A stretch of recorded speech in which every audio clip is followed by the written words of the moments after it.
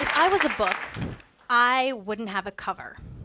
I would just be pages glued together at the spine, completely exposed and vulnerable to everything. I wouldn't have a title. You wouldn't be able to catalog me on any shelf. You'd have to read every page of me before you knew where to put me.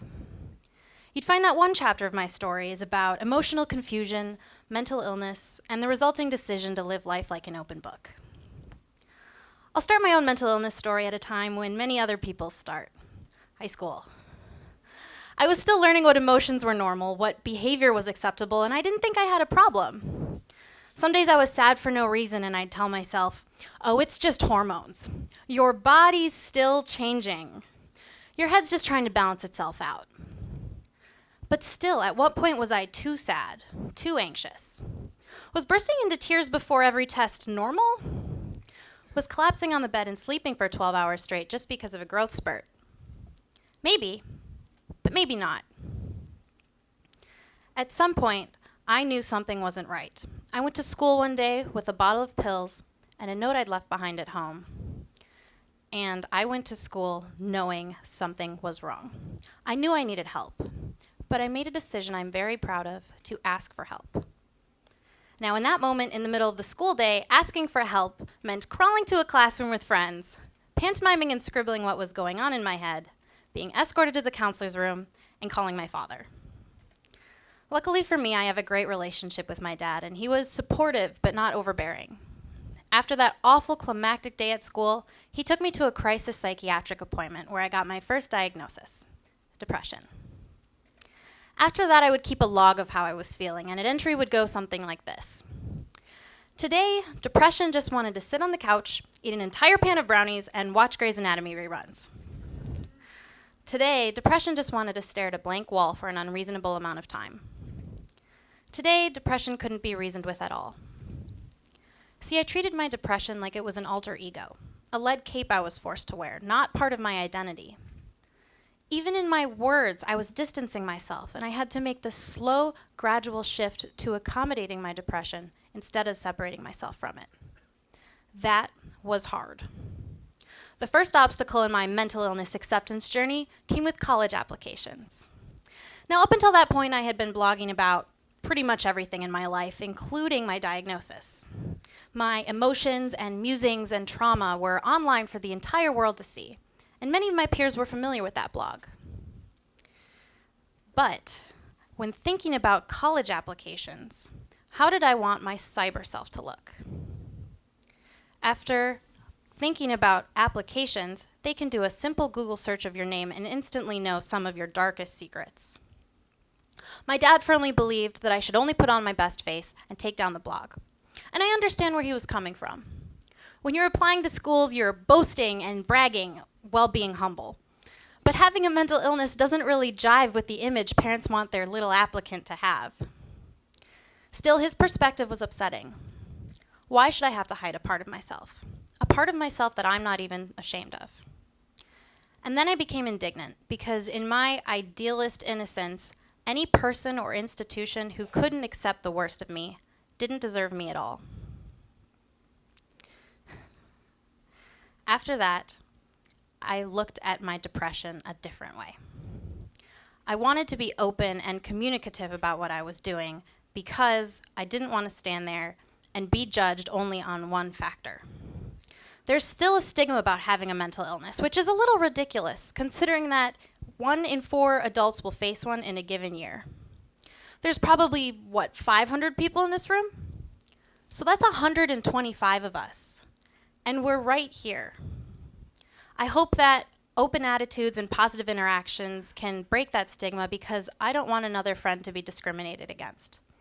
I've known people who have been pushed out of their job or pushed out of universities like Rice and Yale under the false and presumed pretense, but it's for your own good. No, unless you've read every page of our story, you can't say what's best for us. I'd like to see more of an effort made to understand mental illness instead of just dismissing it. Over the past few years, I've been re-diagnosed as I fall and stand back up and grow and change. These days I'm working with sporadic depression, generalized anxiety, and some obsessive compulsive tendencies.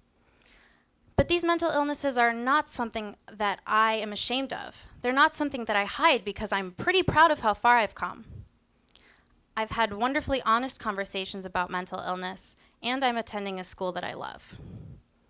Some people have said to me, "How did you go from suicidal to fixed in such a short amount of time?" Someone actually said that to me, fixed. The quick answer is, of course, that I didn't. I'll probably deal with depression my entire life. I deal with generalized anxiety on a daily basis, and I'm constantly wondering, "Hands, why are you so sweaty? What are you so nervous about?" But my decision to be open and communicative about my mental illness has been the most productive step towards better, and it's a conscious choice that has had two positive impacts. First, being open gets me help. I think that's why my dad was okay with letting his slightly unstable daughter go to college all on her own. As I've heard him tell people, "I'm not too worried. She always knows when to ask for help." And he's right, because being depressed doesn't mean I'm not still self-sufficient. I seek help when I need it, and I've been wonderfully lucky to have friends who are there for me and make time to ask me how I'm doing. But letting people know what I struggle with has helped me with the hardest part of depression, feeling alone.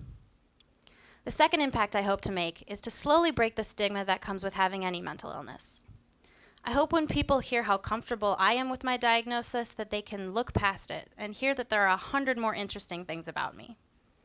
They'd hear about my secret love affair with Impressionism, my passion for a good polychromic choral arrangement, and my frustration with finding the perfect chocolate cake recipe. Mental illness is certainly a part of who I am, but it's by far not the most exciting thing. That blog, the one that listed the most personal thoughts of mine, I ended up putting a password on it to please my dad, or maybe because I started to worry that people I had never met before would judge me or label me. But I wish I hadn't. It means that I hid all of the other interesting things that I had to say. It means I censored myself instead of going out in the world as I am. Now, I would like to ask you all if we can revamp the conversation about mental illness. Help me take this enigmatic mystery out of the dark and into the open so people with mental illnesses aren't just seen as liabilities. My dad, he did a good job. Not perfect, but I made it out in one piece.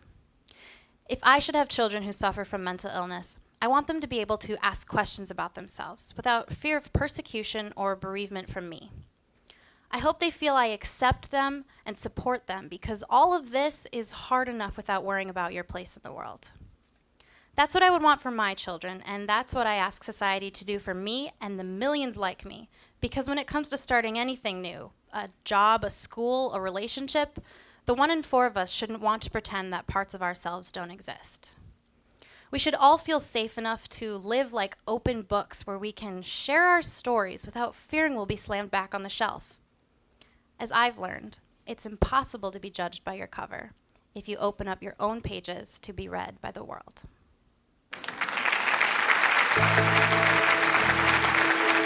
Thank you.